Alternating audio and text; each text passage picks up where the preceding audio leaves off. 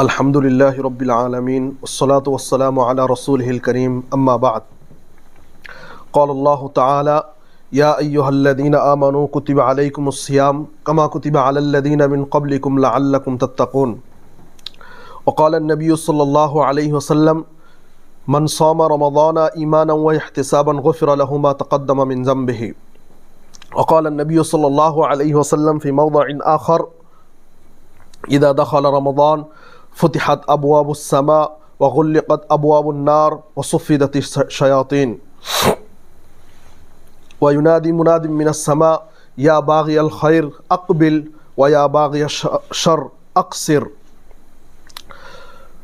समस्त धरनेर प्रशंसा आल्लाहर जन्य आलহামদুলিল্লাহ।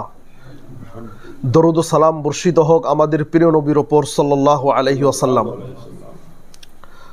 आल्लाह रब्बुल आलमीनेर अनेक शुक्रिया যে আল্লাহ রব্বুল আলামিন আমাদেরকে এখানে তারাবির শেষে একত্রিত হয়ে কিছু দিনের কথা বলা এবং শোনার তৌফিক দান করেছেন। আমরা আবার আল্লাহর শুকরিয়া আদায় করি আলহামদুলিল্লাহ। আজকে আপনাদের সামনে থুলমূলভাবে রমজান মাসের গুরুত্ব ফজিলত সম্পর্কে দু একটি কথা বলবো ইনশাআল্লাহুল আজিজ। কথা শুরু করার পূর্বে প্রথম কথা হচ্ছে এই যে এইরকম একটা এরিয়ার ভিতরে শিঙ্গিমারি বা হাট শিঙ্গিমারির এরিয়ার ভিতরে যেখানে প্রত্যেকটা মানুষ নিজের কর্ম নিয়ে ব্যস্ত, নিজের ফ্যামিলি, নিজের ব্যবসা বাণিজ্য, বিভিন্ন ধরনের দায়িত্ব মাথায় নিয়ে ব্যস্ত থাকার পরেও এই যে একটা গোট যে আল্লাহ রব্বুল আলামিন আমাদেরকে করে দিয়েছেন এবং একটা মসজিদের শুরুয়াত হয়েছেন, এটি আল্লাহর অনেক শুকরিয়া। আমাদেরকে মনে রাখতে হবে যে এত বড় একটা এরিয়ার ভিতরে আল্লাহ রসুল সাল্লাল্লাহু আলাইহি সাল্লামের পদ্ধতি অনুযায়ী সালাত আদায় করা বা আল্লাহর রসুল সাল্লাল্লাহু আলাইহি ওয়াসাল্লাম দুনিয়া থেকে যাওয়ার পরে কি রেখে গেলেন সেই মোতাবিক আমল করে সেই মোতাবিক উম্মতদেরকে গাইডলাইন দেখানোর জন্য ব্যবস্থাপনা অনেক কম মসজিদগুলোর ভিতরে হয়। আমরা চেষ্টা করব, আমরা আল্লাহর কাছে দোয়া করব আল্লাহ রব্বুল আলামিন যেন আমাদেরকে তৌফিক দান করেন, আমিন। আল্লাহ রসুল সাল্লাল্লাহু আলাইহি ওয়াসাল্লাম, আমি রমজান সম্পর্কে কথা বলার পূর্বে এক দুইটি কথা অন্য সম্পর্কে বলে নেই। আল্লাহর রসুল সাল্লাল্লাহু আলাইহি ওয়াসাল্লাম তিনি জীবনে একবার হজ করেছেন, যেটাকে বলা হয় হাজ্জাতুল বিদা। সেই হাজ্জাতুল বিদার ভিতরে 1,44,000 সাহাবাই কেরাম মৌজুদ ছিলেন। 1,44,000 সাহাবাই কেরামের সামনে আল্লাহ রসুল সাল্লাল্লাহু আলাইহি ওয়াসাল্লাম বললেন, হাল বাল্লাগতু, আমি কি পৌঁছিয়ে দিয়েছি? মানে আল্লাহ রব্বুল আলামিন আমাকে যে দায়িত্ব দিয়েছে সেই দায়িত্বকে আমি তোমাদের সামনে পরিপূর্ণ করে দিয়েছি। আল্লাহর রসুল এই কথাটি 3 বার বললেন। সমস্ত সাহাবাই কেরাম এক স্বরে বলেছেন, হে আল্লাহর রসুল, আপনি আপনার দায়িত্ব পূরণ করে দিয়েছেন, পূর্ণ করে দিয়েছেন। সেই সময় আল্লাহর রসুল সাল্লাল্লাহু আলাইহি ওয়াসাল্লাম তিনি তেনার শাহাদাত আঙ্গুলি আসমানের দিকে উঠিয়ে 3 বার আল্লাহ রব্বুল আলামিনকে সাক্ষী রেখে বলেছিলেন, হে আল্লাহ, আল্লাহুম্মা শাহাদ, আল্লাহুম্মা শাহাদ, আল্লাহুম্মা শাহাদ, যে হে আল্লাহ তুমি সাক্ষী থাকো, হে আল্লাহ তুমি সাক্ষী থাকো, হে আল্লাহ তুমি সাক্ষী থাকো। এটি সেই সময়ের ঘটনা। এখন দিনের ব্যাপারে আমাদেরকে মূলনীতি মনে রাখতে হবে, পয়েন্ট মনে রাখতে হবে। যেই পয়েন্টগুলো মনে রাখলে আমরা নিজেরাই অনেকগুলো বিষয় আমরা নিজেরাই ডিসাইড করতে পারবো।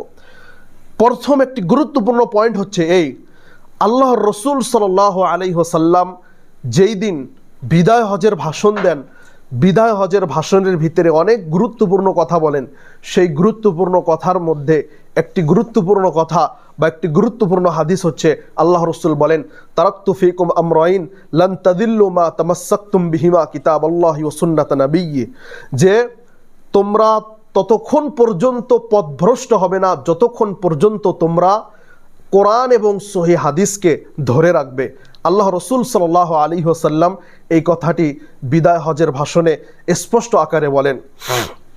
তারপরে আল্লাহ রসুল সাল্লাল্লাহু আলাইহি সাল্লামের আরও একটি বিখ্যাত হাদিস, যে হাদিসে আল্লাহ রাসূল সাল্লাল্লাহু আলাইহি সাল্লাম বলেছেন, লা ইয়াজালু তাইফাতুম মিন উম্মতি যাহিরিনা আলাল হক লা ইয়াদুররুহুম মান খাযালাহুম হাত্তা ইয়াতিয়া ইয়াউমুল কিয়ামা, যে কিয়ামত পর্যন্ত আমার উম্মতের ক্ষুদ্র একটি দল থাকবে, কোনো পৃথিবীর কোনো শক্তি তাদেরকে, কোনো পারমাণবিক বোমা, কোনো শক্তি, পৃথিবীর শক্তি তাদেরকে কোনো ক্ষতি করতে পারবে না। ক্ষুদ্র একটি দল থাকবে, এই ক্ষুদ্র দলটি কোরআন এবং হাদিসের উপর, মানে একজ্যাক্ট আল্লাহর রসুল সাল্লাল্লাহু আলাইহি সাল্লাম পৃথিবীর ভিতরে যা থুয়ে গিয়েছেন, যা রেখে গিয়েছেন, সেটার উপর আমল করে যাবে, এবং কি এইভাবে করতে করতে কিয়ামত চলে আসবে। এই দুইটি হাদিস। তারপরে বিখ্যাত একজন সাহাবীর কথা বলে আমি রমজান সম্পর্কে দু একটি কথা আলোচনা করব। বিখ্যাত একজন সাহাবী হুযায়ফা ইবনুল ইয়ামান রাদিয়াল্লাহু তাআলা আনহু, যিনি ফিতনা সম্পর্কে, হারাম বিষয় সম্পর্কে অনেক বিষয় বেশি পারদর্শী ছিলেন, এবং এই হুযায়ফা রাদিয়াল্লাহু তাআলা আনহু, তেনাকে বলা হয় রাজদারে রাসূল, মানে আল্লাহর রসুল সাল্লাল্লাহু আলাইহি সাল্লামের নিকটে যে গোপনীয় বার্তাগুলো আসতো, সেই গোপনীয় বার্তাগুলো আল্লাহ রসুল সাল্লাল্লাহু আলাইহি ওয়াসাল্লাম হুযায়ফা ইবনুল ইয়ামান রাদিয়াল্লাহু তাআলা আনহুকে বলতেন। আল্লাহ রাব্বুল আলামিন আল্লাহর রসুল সাল্লাল্লাহু আলাইহি ওয়াসাল্লামকে যে লিস্ট দিয়েছিলেন, যে এই লিস্টের ভিতরে, মদিনার ভিতরে কোন কোন মানুষ মুনাফিক, কোন কোন মানুষ আপনার সাথে থাকার পরেও মুনাফিক, এই মুনাফিকের লিস্ট দিয়েছিলেন আল্লাহ রাব্বুল আলামিন আল্লাহর রসুলকে। এই লিস্ট আল্লাহর রসুল সাল্লাল্লাহু আলাইহি ওয়াসাল্লাম হুযায়ফা ইবনুল ইয়ামান রাদিয়াল্লাহু তাআলা আনহুকে দিয়েছিলেন। এবং আমাদেরকে মনে রাখতে হবে সাহাবায়ে কেরাম, তাদের জীবন কীরকম তাদের জীবন ছিল, তাদের তাকওয়া পরহেজগারির লেভেল কত উপরে ছিল। ওমর রাদিয়াল্লাহু তাআলা আনহু, যিনি ইসলামের দ্বিতীয় খলিফা,